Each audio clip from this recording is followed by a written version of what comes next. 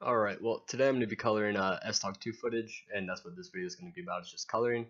I'm doing this for portfolio reasons, figure this is a good way to expand my portfolio, to show what I can and cannot do, and I'm just going to jump right into it. So, we have our footage, right? It's already pre-colored, I already colored it not too long ago, just to show you, after, before, after, before, after. Huge difference, huge difference. And if you're not watching this on a 99 sRGB screen, it's going to look a little bit different, it might look brighter, color might look a little bit off. Again, it just depends on your screen.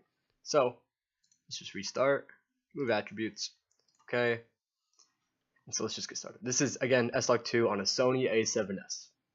So we're gonna go to our creative tab, which I already have open, conveniently enough, and you can just see the color space we're working with right here. Huge dynamic changes happening, right? It's crazy. It's definitely crazy. So I'm gonna go to this LUT. This is the LUT I like right here. It doesn't look too bad, right?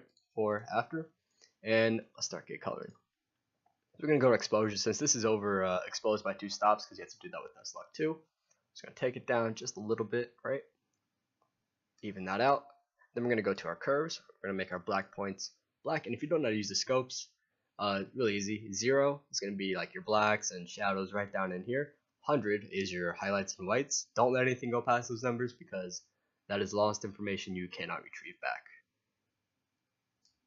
Yeah, so like example, just like that. Blacks are too black, right? Whites are too white. So that, and then let's bring these down. You want to bring them down pretty low. But you don't want to bring them down too low because we're gonna have to go to another tab in just a second. Let's mess with this. Bring this up, right? Okay. Let's see what we got going. Bring that like that, and what I'm gonna do, actually, I'm gonna take out a little bit of contrast because I like that little flat look because I like to kind of fine tune it more. So after you do that, you do basic corrections, and over here we have our sliders. These sliders are going to change everything we were just doing, but on a more consistent scale, as opposed to, this is more of a fine tune to what you like. So back in here, add some more contrast, take our highlights down a little bit because we got some clipping, right? Bring our blacks up, but then we're going to bring the shadows down, just like that. Oh, that was the highlights? Oh no, that's shadows.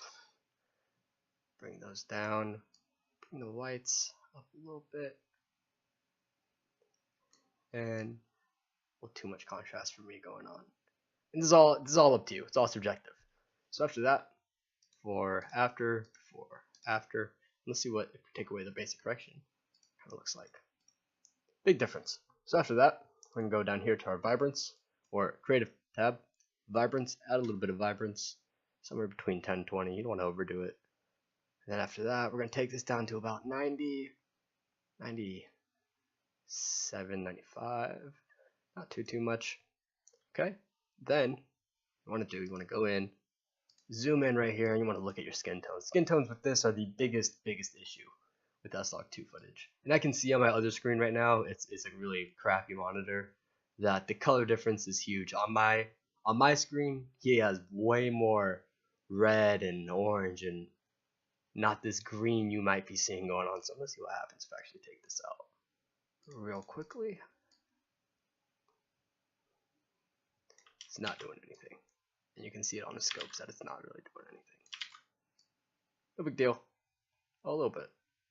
Okay, anyway, so we're going to go in here. We'll mess with this tab in just a second. What am I at? I am at 4 minutes on pace. So we're going to use our eyedropper tool in the HLS secondary. We're going to select this skin tone right here. Use this. This is really easy to use too.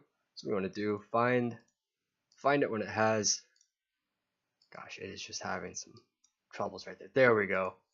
And you can see sort of selected. What you want to do, you want to find a few points of his skin and use this to add more color to that. That way more parts of his body get selected. Then you can start messing with these sliders right here. So after you do that, bring that and zoom out a little bit right here. And don't worry about everything else getting selected because more than likely it's going to blend well together just fine. And then let's go here. And I can get more of a space. Oh. Whoops. Here we go. There we go. Alright. After that, we can deselect that, zoom in again, right? And now we can see his face a little bit better. We're gonna add, and this is how this really works, right?